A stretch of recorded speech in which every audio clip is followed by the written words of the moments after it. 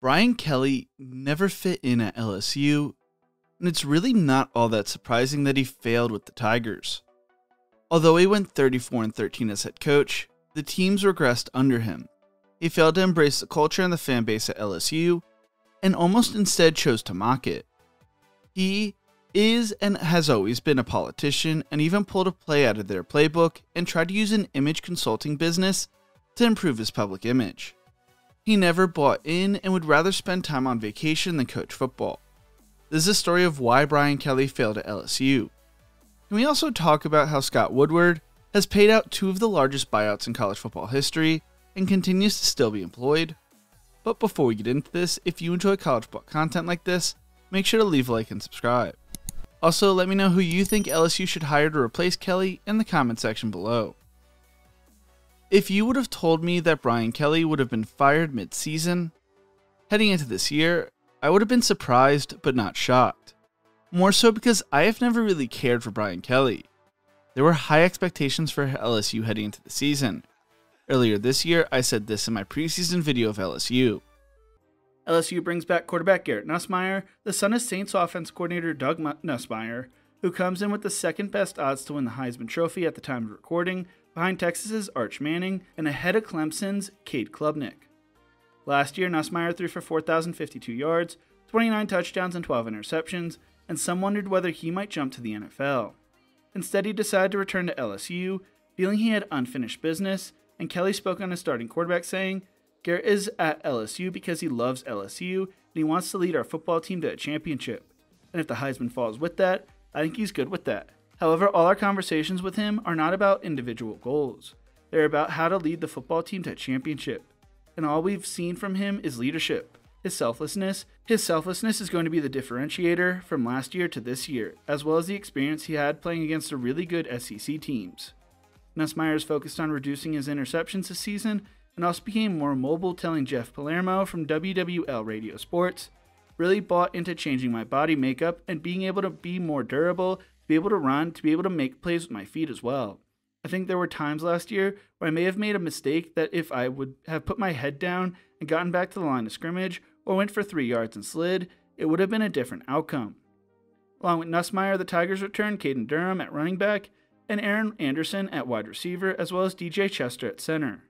On defense, they returned Whit Weeks at linebacker, Ashton Stamps at cornerback, and Jardin Gilbert at safety. LSU was also very strategic in the transfer portal this season, bringing in 17 players and quietly finishing as the number one class with a 79.52 points, ahead of Texas Tech, which finished with 78.27 points. The Tigers did it strategically, with Kelly pointing specifically to offensive lineman Josh Thompson via Northwestern to play right tackle or right guard, and Baron Brown, Kentucky's second leading receiver last year, to complement the receiver unit. Kelly spoke on the roster saying, "It's the deepest roster we have because it incorporates some of the young guys that we took some lumps with along the way. So it's a nice balance of veteran players, young guys that have grown in the program, and some transfers that have played a lot of football." While the media focuses on the LSU offense, the unit that will decide how good this team is this year will be most likely their defense.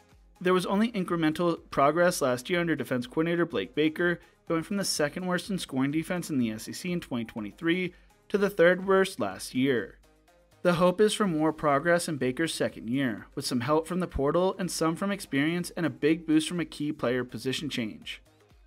They moved former 5-star recruit Harold Perkins to the star position and will hope he could return to being a superstar again after tearing his ACL last year. Weeks spoke on the move saying, "I think that's the best position that you can put Harold Perkins in, because at that position you could be a freak of nature athlete." LSU has a tough schedule this season as they open it up, taking on Clemson on the road or hosting Louisiana Tech, Florida, and Southeastern Louisiana. They travel to Ole Miss before returning home to take on South Carolina. Then comes Vanderbilt on the road, followed by Texas A&M before traveling to Bryant-Denny Stadium to take on Alabama. They then host Arkansas and Western Kentucky before closing out the season in Norman, taking on Oklahoma. The end of the season with an over-under win total of 8.5 according to MGM, DraftKings, and Bally Sports. Phil Steele projects LSU to finish tied for 4th in the SEC along with Oklahoma and Texas A&M, while being behind Georgia, Texas, and Alabama. Steele writes they have the explosive offense and improved defense and are a legit national title contender, but do play both Alabama and Oklahoma on the road. He named Nussmeier, Anderson, Weeks, and kicker Baron Brown as preseason first-team All-SEC picks, while Perkins is preseason second-team All-SEC. But they will need to overcome some demons first. Heading into Week 1 of the 2025 season, there is a lot of pressure on Brian Kelly and the LSU Tigers. Since LSU won the national title in 2019 under head coach Ed Orgeron, they have not won their season opener. The way the season started, it looked like they may have righted the ship. They went into the Clemson game and beat a Tigers team that was number 4 in the preseason polls. It felt like an ugly game at the time, but LSU pulled off a top 5 win and got the monkey off their back when it came to losing their home opener. As the season has gone on, that Clemson win was not as great as originally thought. Instead, when you look back at that game, there were more cautious things to pick up on to show how we eventually got to where we are. Those caution flags would turn into major red flags as they would only be up 10-0 at half against Louisiana Tech after LSU jumped all the way up to number 3 in the polls. LSU entered that game as 36.5-point favorites, and you would expect that a top 3 team like them to compete for a national title to not be kept close in a game like that, with a team that is 4-3 and got blown out by Kennesaw State a few weeks ago, 35-7. LSU would beat the Bulldogs 23-7. Then came the Florida game, the week after the Gators lost to South Florida in the Swamp. Once again, LSU's offense struggled and could only score 13 points in the first half, going to the break up 13-10. The defense would be the ones to score the only second half points as the Tigers escaped winning 20-10 at home. Their offense would finally get rolling as they beat Southeastern Louisiana 56-10, but then they would travel to Oxford, Mississippi to take on Ole Miss. LSU would only score 7 points in the first half, went into the breakdown 17-7. The offense continued to struggle. Although the defense shut down Ole Miss for the most part in the second half, only allowing 7 points, the offense could not get them back into the game as they would fall 24-19. LSU's rushing attack was awful, finishing with 57 net rushing yards, and Harlem Berry led the team with 22 rushing yards. The offensive woes had finally caught up to the Tigers. They would rebound with a win at home over South Carolina 20-10 in October, but then traveled to Vanderbilt where they would fall 31-24. That seemed to kind of be the start of the breaking point. They went into the Texas A&M game viewing it as a must-win, and there were murmurings that Brian Kelly was coaching to keep his job.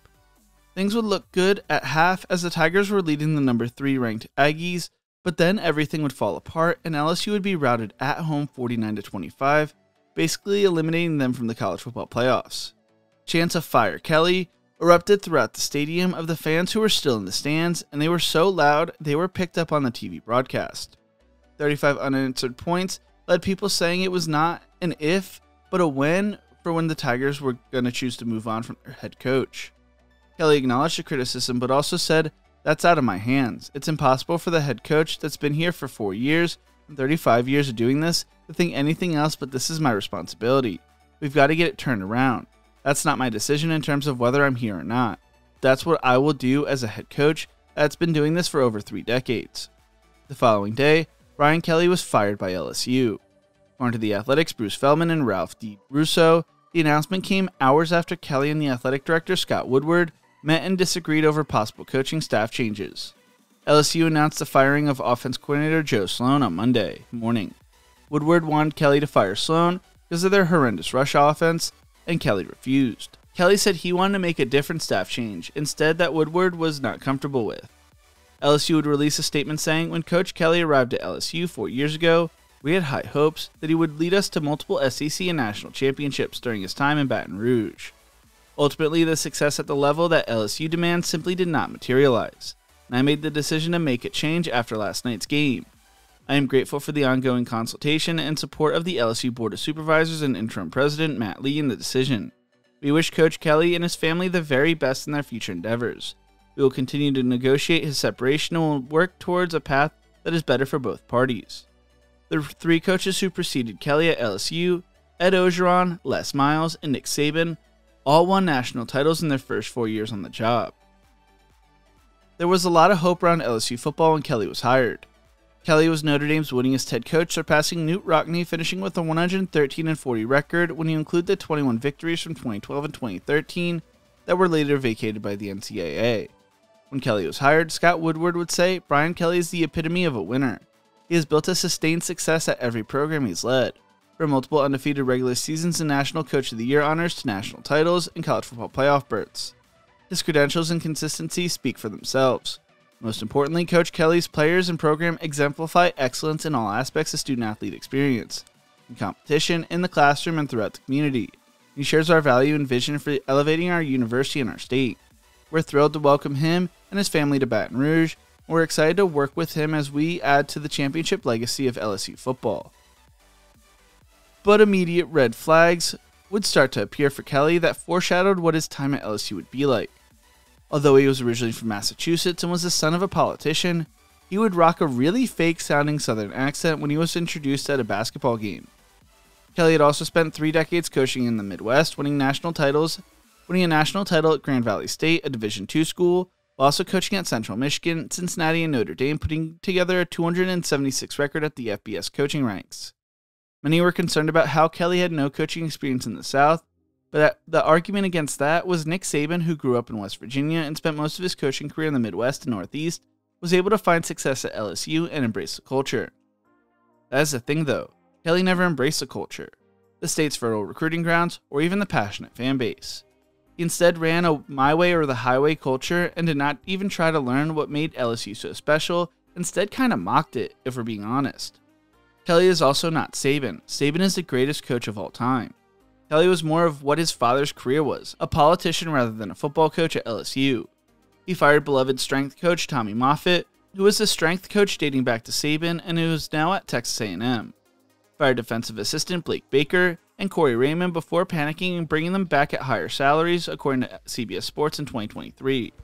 He was hesitant to embrace NIL, and 2 off-seasons ago whined about not wanting to spend a lot of money to land top players, as his rivals happily did, and were successful doing so. Kelly wanted to be more of a CEO, but also did not want to obsess over recruiting, something Saban, Miles, and Orgeron all did when they were head coaches at LSU, because recruiting is how you succeed in college football. Just look at how Marcus Freeman is recruiting at Notre Dame compared to how it was under Kelly. He also wanted to delegate everything. He was on the golf course more than Hugh Freeze. He was taking trips during crucial parts of the recruiting calendar, being out of office more than anybody else. He didn't really connect with his teams, and the players, according to one source from CBS Sports, saw that Kelly was not bought in, so why should they? Like I've simply said multiple times this year, winning cures all problems, so for a while, that stuff was covered up, but things finally fell apart this year. After beating Oklahoma to finish 2024's regular season 8-4, Kelly said, "We're taking receipts, and we'll see you at the national championship." His arrogance rubbed people the wrong way. Yes, he coached a Heisman Trophy winner and led them to the SEC title in his first season, but since then, they had not really hit the same heights. Arrogance and confidence can run a fine line between the two, and Kelly leaned more towards arrogant. Kelly had to get a DC-based image consulting business involved to help him improve his public persona this offseason. The state governor was the one who had to approve the firing of Kelly, and that is damning to me. This was the same governor who tweeted during the LSU A&M game that the school should not consider raising ticket prices in 2026. I also think it's ironic that a politician was the one who had to sign off on the firing at Kelly. I think the ironic thing about the day LSU fired Kelly was when he couldn't get into the football facility because his fingerprints weren't working. Woodward said he was confident LSU would bring in an outstanding coach who fits our culture and community and embraces the excellence we demand. I think there's one guy who fits that mold, and he is finding success right in the state. He won't be the sexiest hire, and he won't win the press conference, but he will win, and that man is John Sumrall. As ESPN wrote this week, there's an old Cajun saying about family. Tout le monde est cousin Inc. Sorry for that butchering, which means everybody can around here unless you aren't and try too hard to prove that you belong. That was Brian Kelly at LSU and why he failed. What do you think? Why did Brian Kelly fail at LSU, and who should they hire to replace him? Let me know in the comment section below. If you enjoyed this video, make sure to check out one of my other videos YouTube thinks you will love right here. Thank you so much for watching, and as always, remember to embrace the grind.